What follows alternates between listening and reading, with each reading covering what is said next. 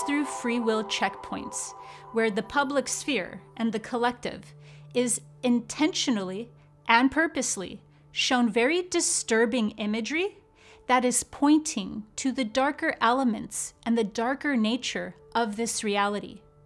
We are then unknowingly given the choice whether we will use this new information to turn a blind eye, to use our ignorance to fall deeper into unconsciousness, or whether we will align ourselves with this new worldview and then move in the direction of awakening, no matter how uncomfortable that may be, considering that it's through very disturbing and very alarming means.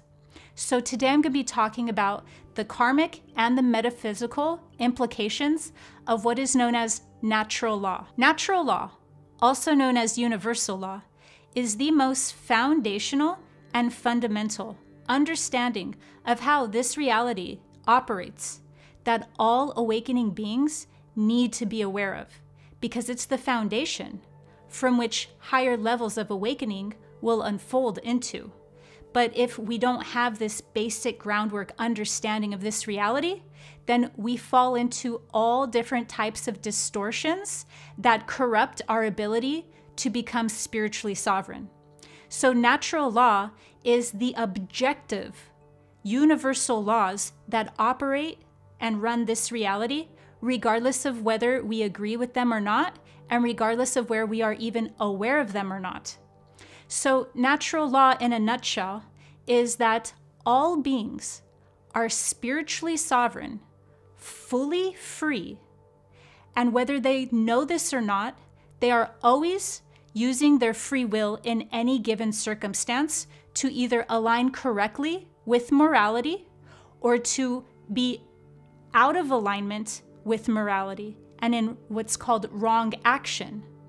And this is the groundwork for higher levels of revelation. Whether our actions are wrong or right, or whether any given situation is bad or good, at a higher level of being is entirely debatable and even philosophical. Because at that level, we're tapped into non-duality. However, would you want the universe, or would you want source? Would you want your higher aspects to have an apathetic perception of the pain and suffering that happens at a lower level of reality or a lower dimension? The universe, although entirely non-judgmental and completely unconditional, is not neutral. Its bias is towards love, and the expression of love is freedom. So freedom is the correct state. It's the state of health. It's a sign of health and harmony with the universe, and that's done through becoming spiritually sovereign. So being an awakened being is being in our correct form, which is health, and that's expressed through being free, liberated, because we no longer need to be ruled over by forces because we're not aware enough and we're too unconscious to not do harm. Because being unconscious naturally creates the perfect conditions for every form of suffering one could imagine, because unconsciousness is being deeply in separation consciousness. And separation consciousness is the lowest vibratory rate that a being can operate from. So it's when we're an unawakened state, unconscious, and even if we didn't want to do harm in that state, naturally we would inflict all sorts of pain. And from a universal perspective, that is not health. We don't consider unconsciousness healthy.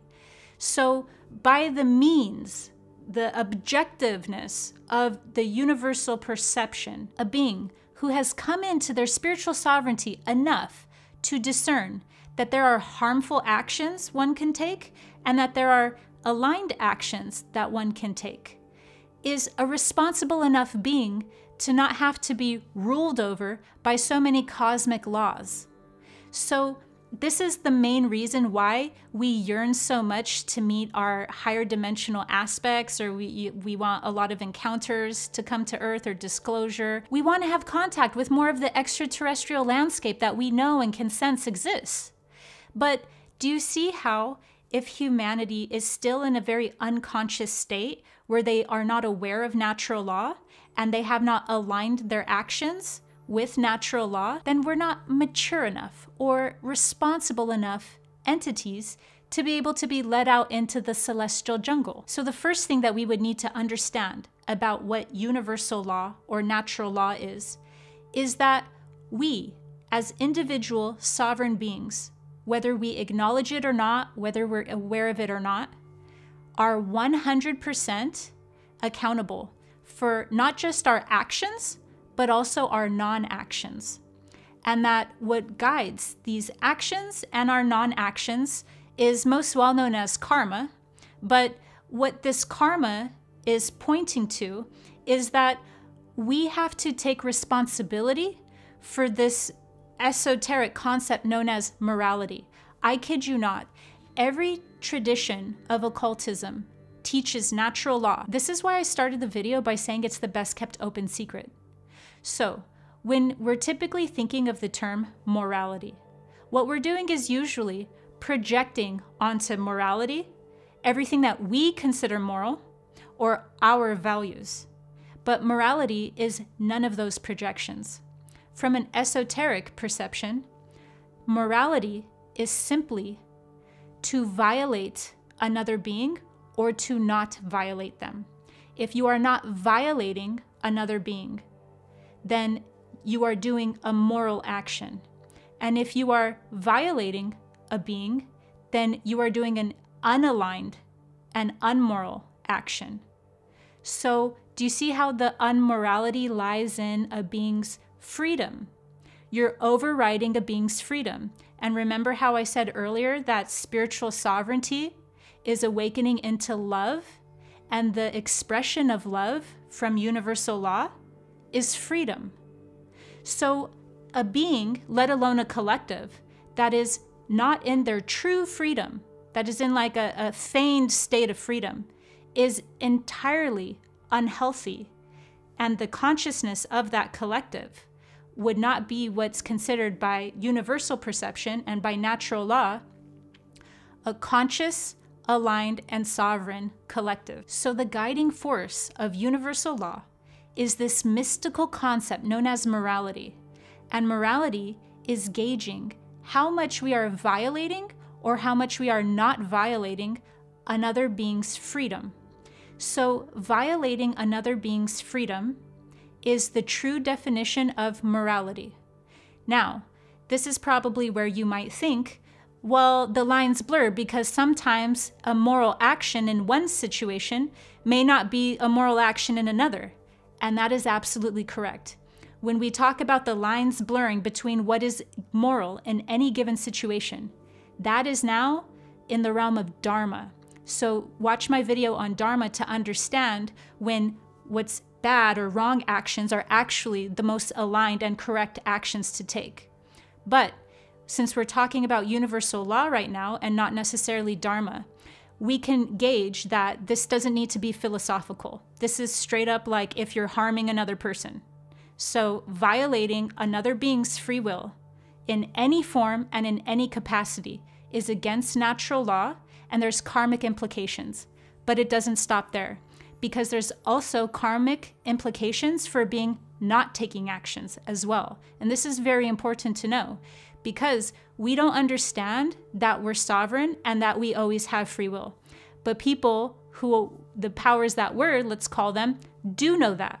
Not only do they know that, it's immensely important for us to not know how powerful we are and for us to not know the power of our own free will. This is what we call occulted information. Occulted simply means hidden. You would have to hide how important a being's free will is from themselves so that they're in a lower state of consciousness. And this state of consciousness is exactly the perfect conditions for all sorts of negative karma, because it's not just the actions we're taking, it's now the non-actions that we're not taking that have severe karmic implications. I'll give you a perfect example. Let's say that the public sphere, because of the law of revelation of the method, showed a darker nature to this reality through, I don't know, like high fashion photo shoots that were explicitly and objectively disturbing. And let's say that now that was a free will checkpoint for beings to become aware of this darker nature of reality that was explicitly just shown to us. There was no way around it. And let's say that a being still looked at that and could not deal with the implications of what that would mean. Because that would mean that if they were to accept that that photo shoot from that high fashion house had such dark intentions and such disturbing nature that a being who is not of that same psyche cannot even wrap their head around. They can't fathom a nature that's opposite of their own.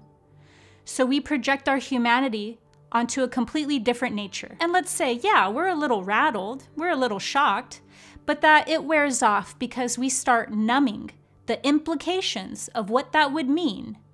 And so what we do is we go into a state of denial.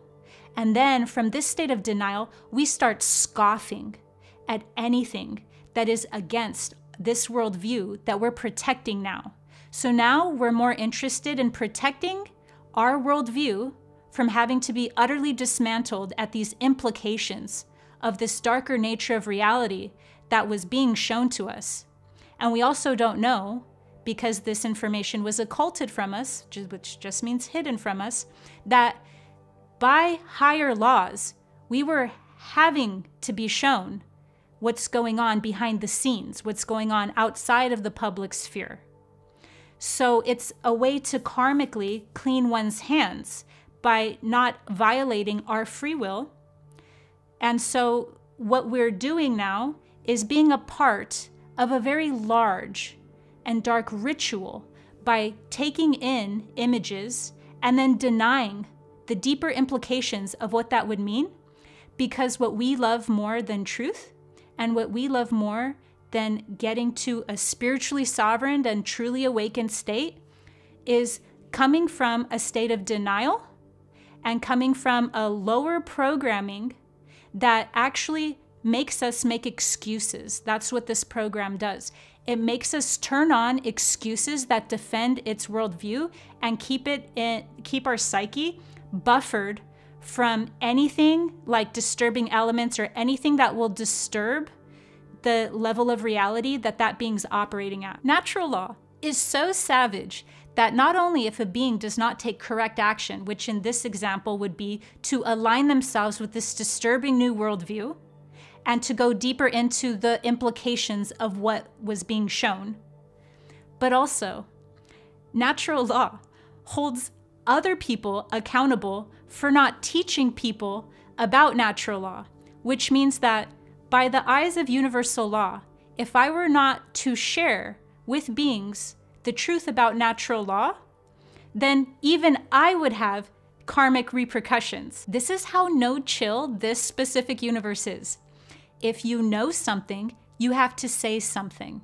But all of this actually comes back to the golden rule, because another name for natural law, and one that we're far more aware of, is the golden rule. So natural law is universal law, is known mostly through the name the golden rule, which is do unto others as you would have done unto you. And this rule, this law, do unto others as you would have done unto you, is communicating morality, universal morality through do not violate, do not harm other beings to the best of our consciousness, right? Because once again, there's nuance there with what we can consider harm. But when we're talking about the golden rule specifically, it's not talking about those gray areas. It's talking about straight up violating another being.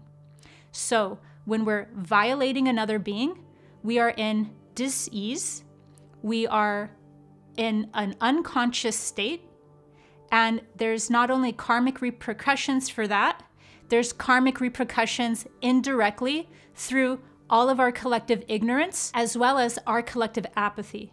And this is why we know the saying, ignorance is the only evil.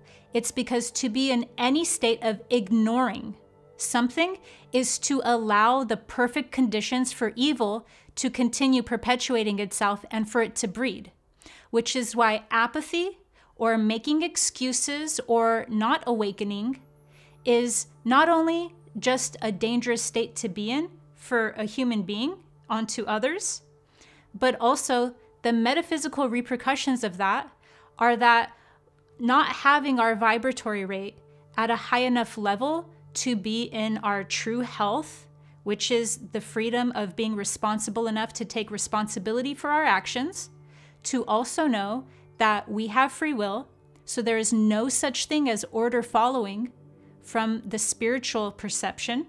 That is an illusion. And then to also know that we don't violate other beings to the best of our ability. Those three conditions are what allow a person to come more into alignment with natural law. And by doing so, once you have that at a collective level, and lo and behold, you can start unlocking more psychic abilities. You can start making stronger contact with higher dimensional, more positively inclined entities. You can start manifesting on Earth a golden age, or what we would consider the new Earth. The possibilities are endless. We'd probably start levitating by just not being an asshole. So, none of this can take place without first understanding that humanity goes through rites of passage, or what in this case I'm calling free will checkpoints.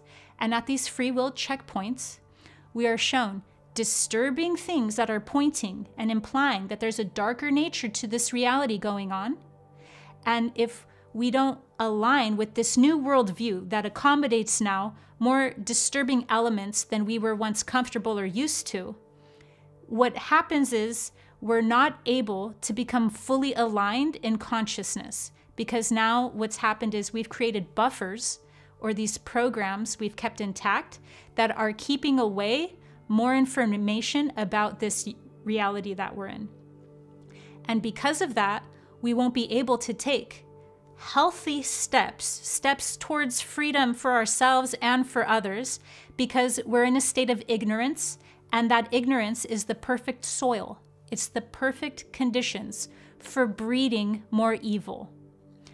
And if we do use these free will checkpoints to act as catalysts towards awakening, whatever that might be, however uncomfortable it may be, what that does is help us understand and see what is distorted and disturbed within this reality, so that we can embody this new worldview for the sole purpose of being able to take healthier and more conscious actions. That's the whole point. It's not to just be like, look, everything's negative, you're powerless. None of that is why natural law is making us embody more truth and reality.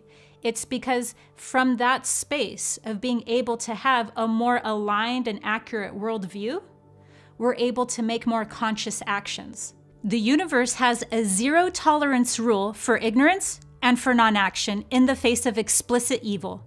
Meaning if we can't recognize the most basic forms of harmful intentions, and worse, if we make excuses for them, then we are not a fit species. We do not meet the most basic criteria for true evolution. Also, from this point of view, hell would be neutrality, because it is the accumulation of no conscious actions that create the consensus experience of violence. So before we can access the higher levels of spiritual evolution and the miraculous, we have to understand and apply these ground rules to our life and deeds. You'd be surprised the type of actions that we want to manifest in our lives that we think have nothing to do with other elements, more collective elements. But if we're not positioned correctly within the closest and most accurate ability to perceive this world and this reality, then that can even leak into and start meddling with our own personal manifestations that have nothing to do with the collective. All because we're not coming from a space of being able to take truly conscious actions. I hope this has given you a deeper appreciation of the Golden Rule. Make sure to subscribe to my channel for higher dimensional guidance through spiritual awakenings. See you next time.